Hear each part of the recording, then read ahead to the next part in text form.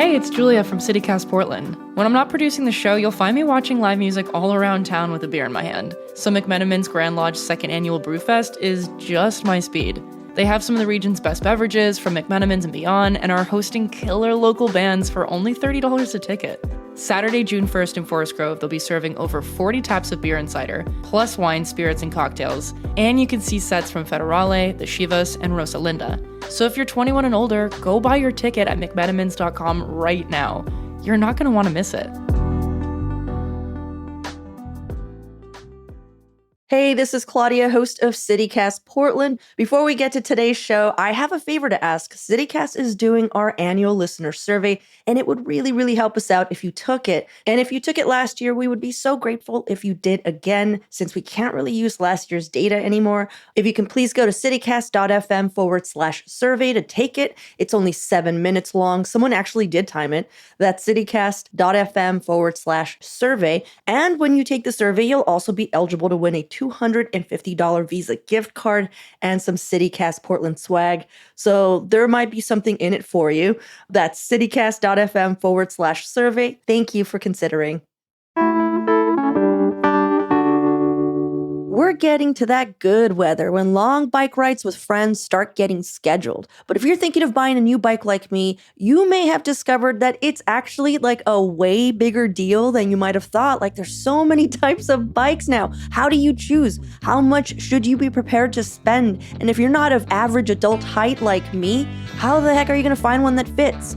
So today on CityCast Portland, we're talking with cycling expert Leah Benson. As the former owner of the dearly missed Gladys bikes on Alberta Street, she's helped hundreds of Portlanders find the perfect bike for them. Let's see if she can do the same for us. It's Thursday, May 23rd. I'm Claudia Meza, and this is what Portland's talking about.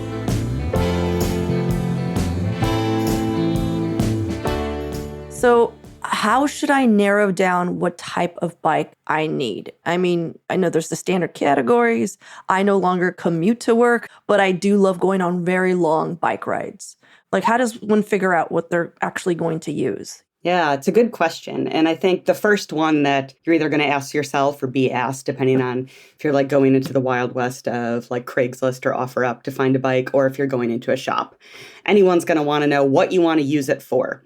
And so it sounds like what you're looking to use it for is riding around town, maybe going on some longer rides outside of town occasionally, but primarily just for getting from place to place in Portland, right? Yes. So there are a few different ways that we talk about standard categories of bikes.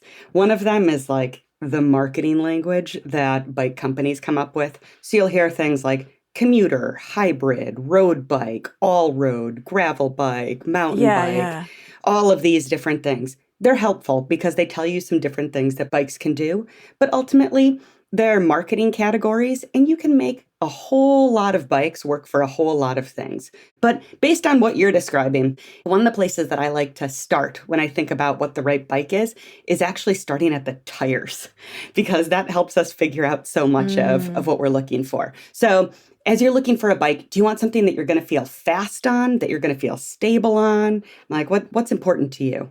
Yeah, I love fast, Okay. but I also am thinking of the times that I will go on paths and how it can get a little dicey.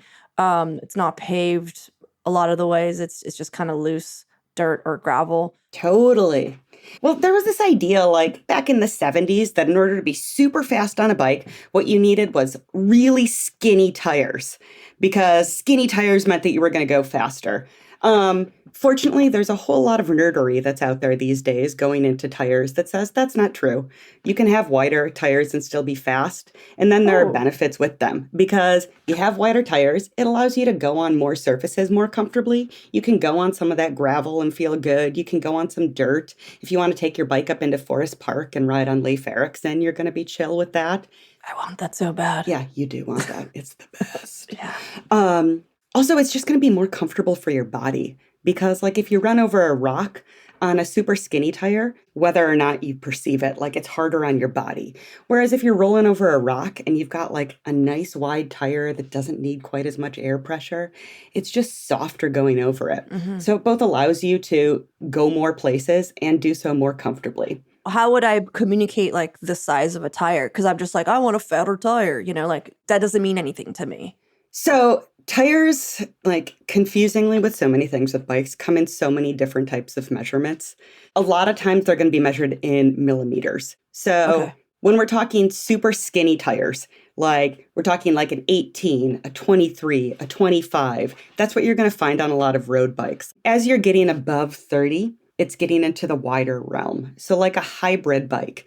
Hybrid, a lot of times what people are talking about are like a bike with flat handlebars that has, a good amount of gear range and a thicker tire so that it can do a little bit of everything. The idea behind a hybrid is that it's kind of best of both worlds, that it can ride on the road, but it can go off-road well too. Oh. And so with okay. those types of bikes, you're tending to find tires that are going to be over 30 millimeters.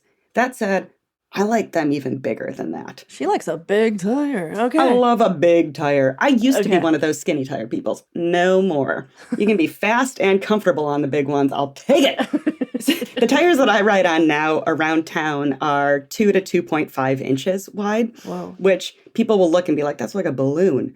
But again, as long as you have the clearance on your frame to do it, it's going to make it more comfortable. But anyway, I'm getting into some deep tire nerdery that most people that ride bikes don't actually care about or need to talk about that much. This is actually very, very useful to me. So you're saying like if I went and I spoke to a salesperson and I was like, I'm looking for something in the hybrid world, or should I just go straight? Like I want something that has tire clearance for big fatties. Big fatties. Yeah. Maybe not fully there. Just say Okay. something that's going to give you a little bit of room to be able to go on and off road with it. Okay. But then I think the next question that I would want to know is, you said you like to go on longer rides. What does that mean? Oh, like 30 miles. I would eventually one day would like to do like a coast thing. But I mean, that's just like in the future. The reason I ask is because like that brings us into another point of conversation about what type of bike you want, which is talking about your position of your body on the bike. So drop bars, some people think of them as like curly bars, the ones that curl under that you grab onto that you see in a lot of road bikes. People have those on because it allows you to put your hands in a whole bunch of different positions as you're riding the bike, which is nice just to be able to change up position so that you're not getting sore. Right. The other thing that's nice about it though is they put you in a position where, this is so funny, even though I know it's just my voice being recorded, I find myself like motioning for how I am riding a bike. I see it. It's impossible not to. I'm sorry. Yeah. Okay. But when you're on that type of bike, it allows you to lean forward a little bit more. Mm-hmm. And your butt is just like, as one of my coworkers used to call it, the power pack in the back. It's what's going to be propelling you forward on those long rides. So if you want to have a good time on a longer ride, it does help to be in a little bit more forward-leaning position, which you can get to with like flat handlebars, but sometimes those drop bars are going to get you there more easily and allow you more comfort to move around as you go. So we're riding around town a little bit, but also we want to go out of town, have a goal of maybe getting to the coast. It seems to me like you want a bike that you're going to have options to be able to change up your position on comfortably. Then with that, if you ride to the coast, are you someone who's going to want to like pack camping gear and like do like a bike tour and stay out there? Are you just looking for a day ride to get out there and then come back? Yeah, a day ride to go to a hotel. I'm not a camper. Oh, yes. We call that credit card touring. Oh, that is exactly what I would be doing. Are you kidding me? It's funny because I do feel like as we were talking, I was like, oh, I'm sure somebody who's smarter would be like, girl, get yourself an electric bike. Like if you're going to like go somewhere that far, why would you use your, as you called, the rocket power in the back or whatever?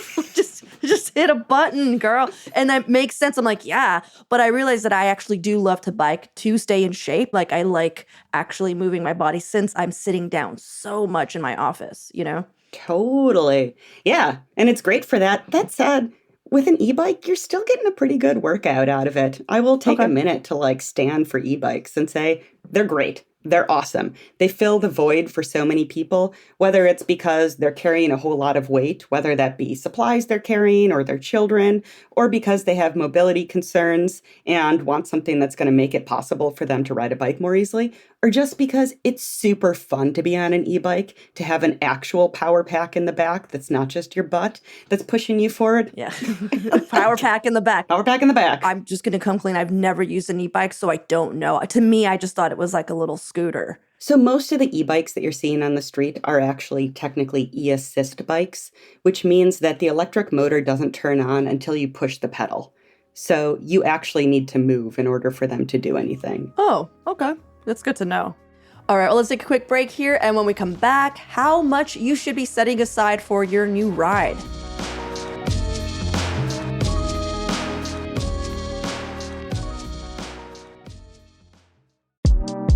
Hey, it's John from CityCast Portland.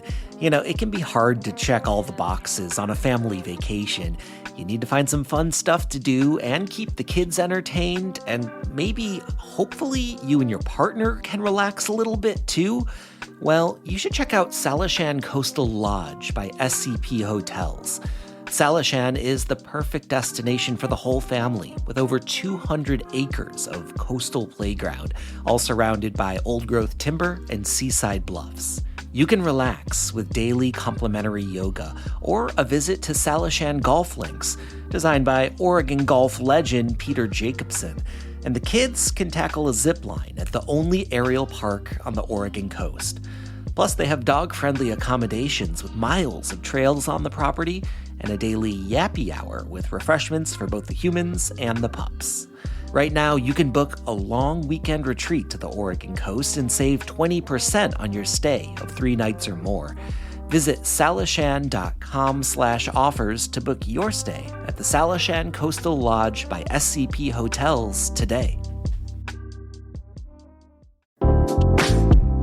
Two-time RuPaul's Drag Race winner Jinx Monsoon's star is burning bright. She made her Broadway debut as Mama Morton in Chicago last year, and now she's starring with her musical partner Major Scales in a limited 3-week engagement at the Seattle Rep in the show Together Again. Here's the scene. The sun has exploded and the world has been taken over by aliens. Jinx and Major aren't on the best of terms, tension, but they decide to put their falling out behind them for a final reunion extravaganza. Take a weekend trip up to Seattle and experience the comedy, music, and saucy stylings of 2 of the Pacific Northwest's most captivating entertainers. Catch Jinx Monsoon and Major Scales in Together Again at Seattle Rep, May 31st through June 23rd. Get tickets at seattlerep.org, and if you stay at the Maxwell Hotel, you can get a 50% discount on your parking when you book through their website and use the promo code SeattleRep. How do you know how much to spend? If I want like a good bike, like that's going to last me more than a season, how much should I be saving? Yeah. The good news is you can find a bike at pretty much any price point. Like pretty much everything, the more you spend, the nicer the components are going to be and the longer it's going to last. But you can probably still find a bike for $300. It's going to be used and it's not going to have as many capabilities, but I don't want people to think that you need to have, cajillions to ride a bike. If you're looking for $800 or less, used bikes are great for that. And there are so many shops in town that specialize in used bikes where you can find some really great deals still. But if you are looking for a new bike, I think the floor of what's going to be a good bike that's made with materials that are going to last a reasonable amount of time is probably $800. That's going to get you some good quality flat bar bikes. Again, with flat bar, those are the handlebars that are just straight across or like slightly swept back towards your body, as opposed to drop bar, the ones that curl under or road bike bars.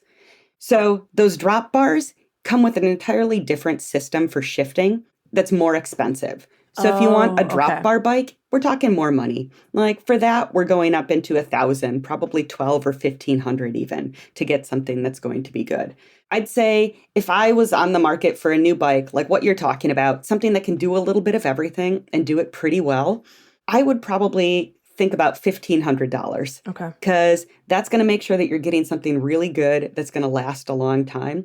Maybe you'll get a sweet deal and not spend that much, and then you have some extra money to customize it and make it fit however you want. Yeah, and let's talk about that on customizations, because that was something that was very new to me once I got like a much better bike, even though I spent so little for it. But I remember putting almost as much in the bike to customize it, to get the cool tape on my drop bars and like do all this stuff. I'm curious, like what you think you should save money for. Like these are the things that you should customize to make it feel like a glove. Yeah. I mean, immediately seat comes to mind. Oh my God, seat. Yeah. So the bike shop I used to run, like specialized in this because it is the number one thing that keeps people off of their bikes is discomfort with them. And a lot of people point to the bike seat or saddle, we'll call it, as being the thing that just makes it so that they don't want to ride. And everyone's butt is just a special snowflake. And so you have to do it's true. It's true. You got to do a lot of trial and error to figure out one that's going to fit for you. And I think that's true of bike parts in general. So I have a friend who works at Selwood Cycle Repair in Southeast now, shout out to Evan down there, who refers to bikes as kind of being like adult Legos. Sometimes when you buy a new bike, you think of it as being this package deal, like, oh, there's my bike now. But it's really just a whole collection of a bunch of different parts that have been put together by a manufacturer. And pretty much everything can be taken apart and reconfigured so that it best fits you. And when I talk about fit, what I mean is like the distance from your handlebars to your body. So the stem, the piece that connects the handlebars to the bike, comes in a whole bunch of different lengths and angles so that you can have the bars closer or further away or more upright or further down to work with your body in your specific proportions. And again, to make sure that you're maximizing the use of your muscles in the right way. So the stem is something that you can change out. The handlebars are, because different widths make a really big difference. If you're a more petite person who has narrower shoulders, sometimes having a narrower bar is going to feel a lot better.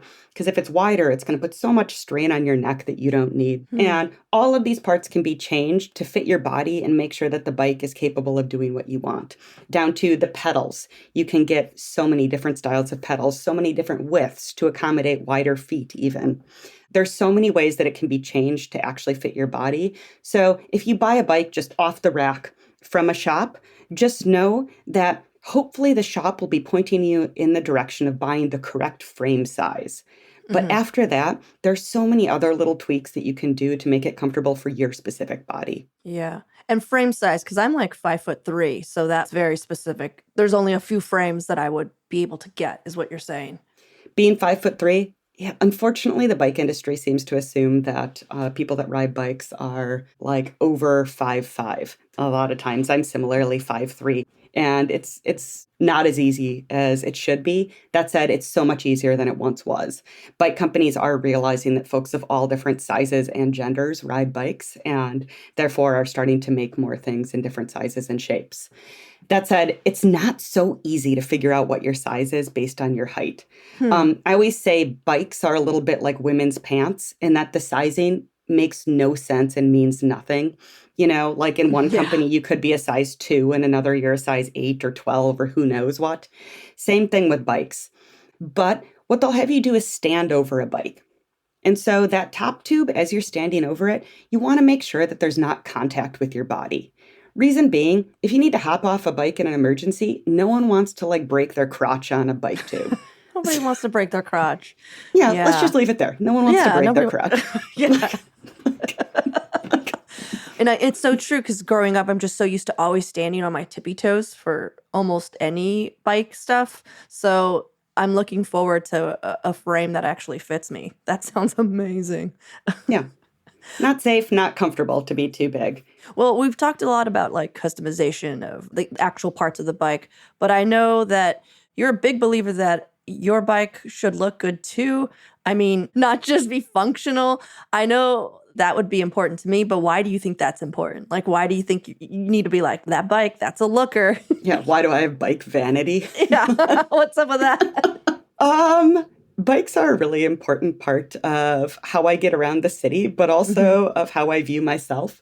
And for me, it's kind of like putting on an outfit in the morning. Do I need to look any certain way? No, but does it bring me joy when I wear my favorite colors or put on something that's particularly comfortable or flattering or whatever?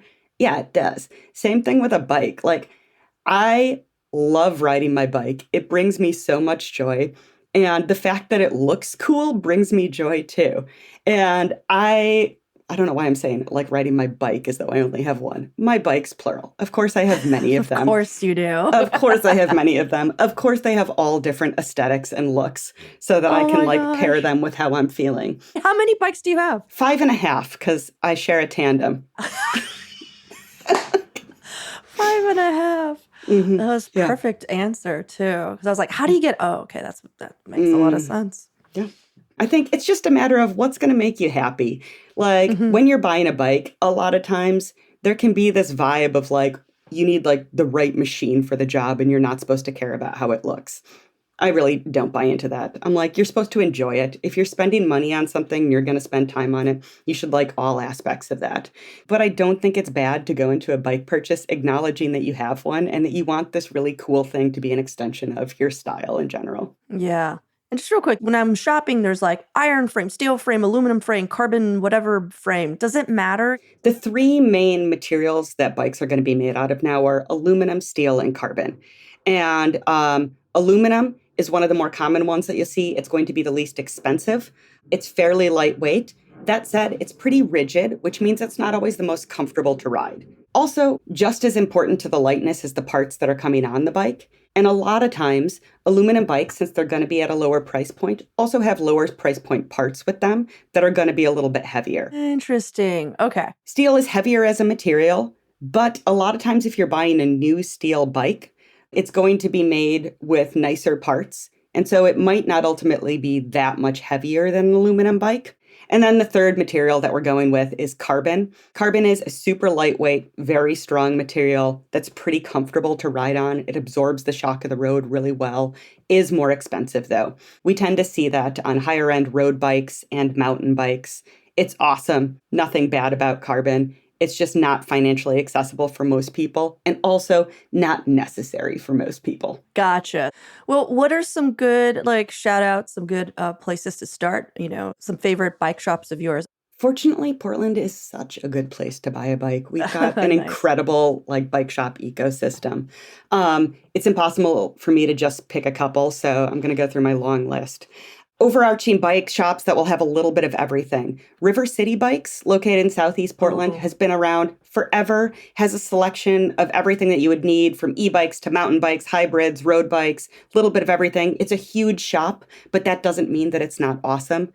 The people that work there are super knowledgeable, incredibly kind, willing to help with any question that you might have. They've got a wonderful service department, would recommend. Okay. Similarly, large shop, Selwood Cycle Repair in Selwood, shockingly, is another pretty big shop that has a little bit of everything, including a really rad consignment program. So you can get super high quality used bikes there and just know that they've been checked over by mechanics and they're going to be great. Another one, Metropolis Cycles in North Portland on Williams, has a pretty good selection. It's a bit smaller of a shop. The folks that run it and work there are super kind. I send people there all the time. In Northeast, Golden Pliers. Golden Pliers is rad in that you're not going to go there to get like an off-the-shelf bike. This is more of a bike nerd shop. They're super approachable and kind, wonderful to go to for service, no matter who you are. If you are looking to build your dream bike, like a custom bike from the frame up, that is an awesome place to go. They will do a great job for that. Already intimidated. Oh, no, don't be intimidated. Go in, nicest people. You can ask them any question. They're willing to help for all levels of people that ride. But like, if you have something specific in mind, they're also a great place for that. That's pretty cool, though. That's good to know. Yeah. Then in Southeast, we've got Clever Cycles, which specializes in commuter bikes. Got a great selection there. And Splendid Cycles, which specializes in e-bikes and cargo bikes. So if those two things are your jam, go there. They're going to get you hooked up. I'm going to stop because there are just so many. But there's also Community Cycling Center, another nonprofit you can go to, has an incredible used bike selection. North Portland Bike Works, also a great used bike selection. I know I said I was going to stop, but there were two more. Sorry. I feel like you hit every quadrant. Like everyone listening is like, well, I'll just go that one. That one's Except the West Side. I don't know any. Yeah. I know. I'm sure there's lovely bike shops on the West Side. Leah, thank you so much for taking the time to hang out with us and sharing your knowledge. Appreciate it. Definitely. Thanks for having me.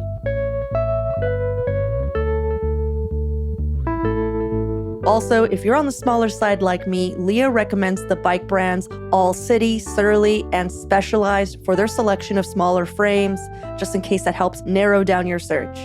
And now for some events happening this week. Every Thursday on the show, we like to bring you a few recommendations to help you plan your weekend. And this weekend in particular is bonkers. Everything seems to be happening all at once. But here's what we got. It's that time of year again. The 117th Annual Portland Rose Festival is kicking off this Friday with opening night fireworks and the city fair at Tom McCall Waterfront Park. There's going to be so many more Rose Fest related events coming up in the next few weeks, like Fleet Week, so check out their calendars so you don't miss out. Speaking of festivals, the Cascadia Drag Festival is starting this Friday and going through Sunday at the Clinton Street Theater. It's going to be 3 days of nonstop drag performances and runway shows, and the lineup looks incredible. Also, did you know there's a Multnomah County Fair? Well, that's also happening this weekend at Oaks Park. On top of the rides and other family-friendly events, there's going to be performances by School of Rock and the Portland Lucha Libre wrestling team. It actually sounds like a lot of fun. And that's just the tip of the iceberg. There's so much more to do this weekend. So for even more local events and news, sign up for our daily newsletter, Hey Portland. It'll keep you informed on what else is coming up. We'll make sure to throw all links in the show notes.